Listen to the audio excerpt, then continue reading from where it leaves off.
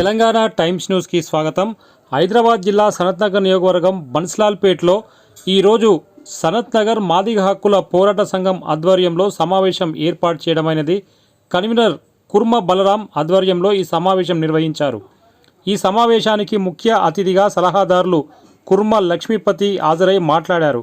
గత కొంతకాలంగా మాదిగల పట్ల జరుగుతున్న అన్యాయాలను ఆయన ఎండగట్టారు. మందకృష్ణ మాదిగపై ఎంఆర్పీఎస్ ఉద్యమంపై తప్పుడు మాటలు మాట్లాడితే ఊరుకునేది లేదని ఆయన హెచ్చరించారు. ఇకపై మాదిగలు అప్రమత్తంగా ఉండాలని ఆయన సూచించారు. మాదిగల ఓట్లతో గద్దెనెక్కిన వివేక్ వెంకటస్వామి దమ్ముంటే రాజీనామా చేసి గెలవాలని లక్ష్మీపతి డిమాండ్ చేశారు. ఈ సమావేశానికి హాజరైన వారిలో కన్వీనర్ ఏసూరి శ్రీనివాసరావు, దేశపాక గోవర్ధన్, బండారి శివ, లక్ష్మీనారాయణ, మాడుగుల మహేష్, కుర్మ శంకర్, బి మధు, ఫోటోరాజు, సత్తి, చిన్న, దేవి మరియు బాబు, ఈ సంతోష్ తదితరులు పాల్గొన్నారు.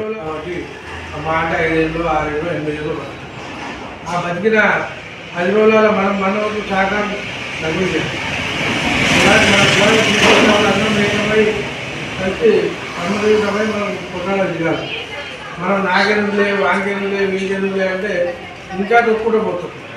అప్పుడు మనం 5 ఏళ్ళ కింద మరి పిల్లలకి అందరూ కూడా చేస్తాం.